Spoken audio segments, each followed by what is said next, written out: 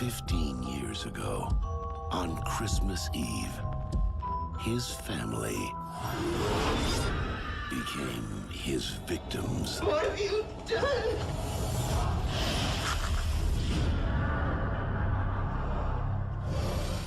I remember seeing news about this movie back in the day. It wasn't so much about the outrage that a horror movie about Christmas was released on Christmas time. I guess it was just the entertainment part of the news, which showed parts of the movie and talked about its premise. And it looked like some silly bloody fun. I knew it was based on a cult film, but haven't seen it up until recently. But this remake, well, I have seen it a couple of times by now, and this time I even watched it in two versions I haven't seen before. The unrated cut, which adds some more gore, and the European cut, which has some mostly minor changes and a different ending. So what is Black Christmas, the remake, about? Well, it has the same premise as the original, but takes a very different approach. Instead of a mysterious killer who is lurking in the dark and some well set up kills, tension and characters who are getting slowly aware of what is happening around them, here we have a splatter slasher movie on Christmas, with a very stupid script and flat characters, and a lot of these characters. The remake is very colorful and does have some great set design, to be honest. It also tries to have some funny moments and attempts at black comedy, which mostly fall flat. But there are some interesting ideas. The killer this time around is actually more fleshed out and has a backstory. Billy was born with a defect that caused his skin to turn yellow, and he was hated by his mother, who saw him as just a freak that looked like his father, which she also hated. Eventually the mother found a lover and killed the father, which was witnessed by Billy, who was kept in the attic after this incident and got the twisted idea that violence is love. I will talk about some more spoilers next, as I will go into detail with the story and will later also talk about the differences between the cuts. So years later the mother is getting it on with her lover. Once again they are drunk and he falls asleep. But the mother is not done yet. She climbs up to the attic and rapes Billy. She even gets pregnant and has a child, little Agnes. Yeah, this remake is pretty fucked up, like it was the style of the time, when we got a lot of remakes of classic horror movies that just upped the gore and extreme content. Anyways, years later, little Agnes is getting her present, when Billy suddenly strikes and rips one of her eyes out. When the parents want to save her, they get killed, and Billy is even making cookies out of his mother's skin. As I said, it's pretty fucked up. He gets put into a mental asylum for the criminally insane after this, but this year he is getting out. In a couple of scenes that doesn't quite make sense, especially the last one as a Santa is coming to the asylum and is flirting with a female nurse, who disappears but then seems to lure him away, only so Billy can kill him. I'm not sure what exactly was going on there. I'm not sure how this exactly worked out. I mean, she disappeared when Santa was looking for her, but then we hear her voice. Did Billy pretend to be her? And where was he standing? Why didn't he just sneak out? I mean, it seems that he got quite a bit away from his cell in the building, in the asylum. But whatever. Anyways, Billy is coming home, but the killing already starts before he even arrives. Someone is already putting plastic bags over heads and munching on ripped out eyes. Yeah, Agnes is already in the Christmas mood. The kills are quite gruesome and we see some very pretty actresses and models here that are dying very violently and bloody. The cast is also surprisingly well known, or at least was well known at the time. We have up and coming stars from back then, like Katie Cassidy, Michelle Trachtenberg, Lacey Chabert and Oliver Hudson. Also there's Mary Elizabeth Winstead, who has now become a bigger star, but popped up in quite a few horror movies back then, like Death Proof, the third Final Destination movie and Black Christmas. She probably got into this movie because of the connection she made with Final Destination, which Glenn Morgan, the director of this movie, co-wrote. Morgan also worked as a writer and producer on The X-Files, and wrote and produced some other things. As I'm already talking about the backgrounds, let's talk about the messy production for a moment. Glenn Morgan tried to get a career as a director off the ground, and with his first movie, Willard, which was a remake of the movie of the same name, which was a critical success but not a commercial one. So he saw Black Christmas as his second and last chance to be a director, and he is a pretty big fan of the original movie. And he was also able to talk with Bob Clark about what he had in mind for the remake, and Clark gave him his blessing. There were only two problems though: Bob and Harvey Weinstein, now mostly known as the probably biggest perverts of Hollywood, but back then they were mostly known for pretty big independent movies and some horror movies, which really varied in quality, especially their infamous direct-to-video movies, which were only made to keep rights to franchises like Hellraiser, for example. They also loved to interfere in productions, and while some, like Quentin Tarantino, still got things made the way they wanted, others were just fucked over.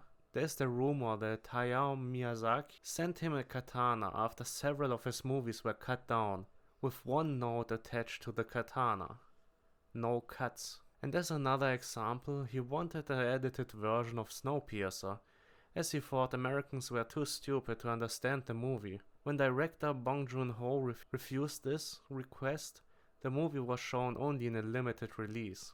Yeah, artistically, financially, and just as a human being, these guys are dickheads. And unfortunately, that's something that Glenn Morgan had to deal with production notes forcing him to add more and more gore and change the story over and over due to the demands. It's actually a wonder that this movie didn't turn out even worse.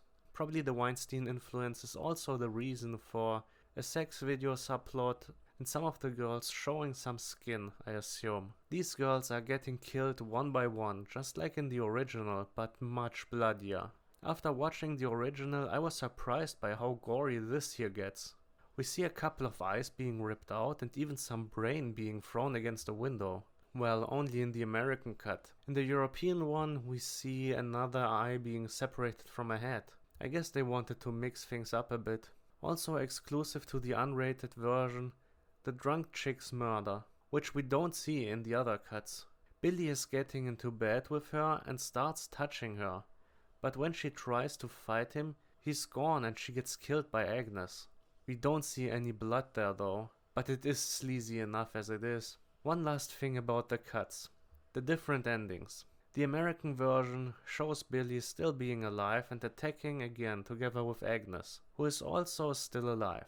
Agnes kills one of the survivors and then tries to kill the final girl, Kelly, but Kelly manages to shock her, and eventually Billy gets impaled on a Christmas tree, ending the movie. In the European cut, it's similar but different.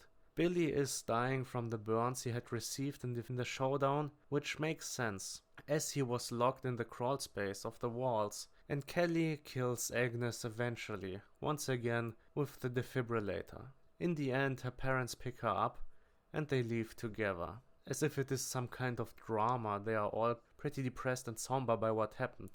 The way I described the plot so far was pretty messy, but the movie doesn't exactly tell a great story either, and I just want to point out certain moments. There are also not that many surprises when you take away what I have already explained. Besides the backstory, there also isn't that much interesting stuff happening, to be honest. The girls are super bland. Mary Elizabeth Winstead tries to be a southern bratty bitch, but is not very convincing. Everyone has only little screen time. Even the final girl was so bland, I often just forgot about her.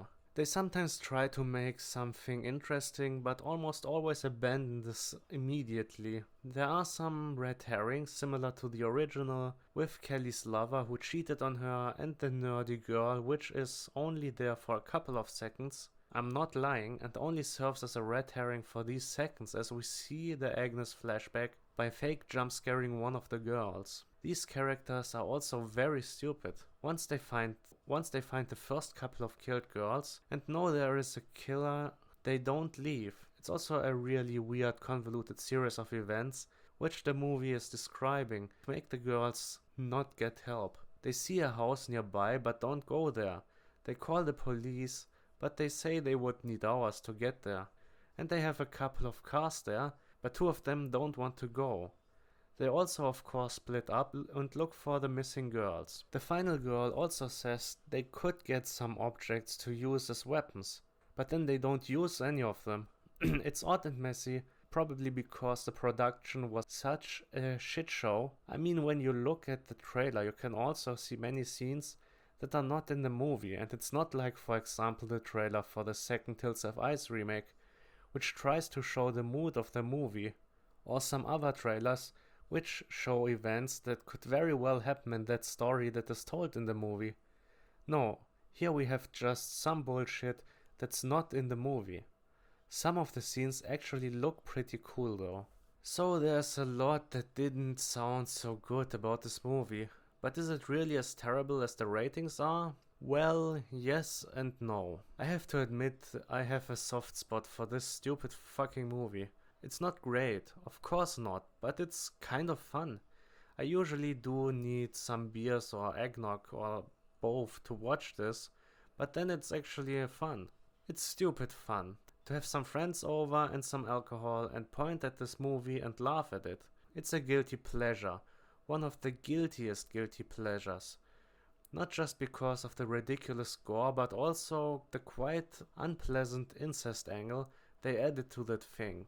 It's not super gory, but definitely more gory than you would expect from a Hollywood slasher movie, and it's well made gore. Some of the kills are cool looking and well set up. As I said, the set design is also pretty great. Unfortunately, almost everything else sucks, but the production value is good. The backstory is actually kind of interesting and was inspired by Ed Kemper, which you can see at times.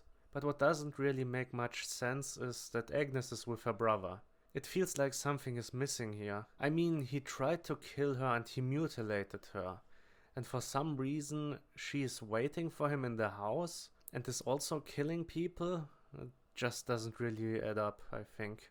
And also, why did they open a house for a sorority in a well-known murder house? One of the guys says it was well-known in the whole town. And also, what did Agnes do all the time? Or did she just return to the house on Christmas? I mean, she is wearing a pajama. Also, how could Billy walk the streets without being seen? And why didn't he freeze to death when he also just walks around in his PJs all the time? Just don't think about it. Some cinnamon whiskey usually helps with that. And with all that said, I will give Black Christmas 2006 a 5 out of 10. It's basically a 4 if you are sober and a 6 if you are having a party.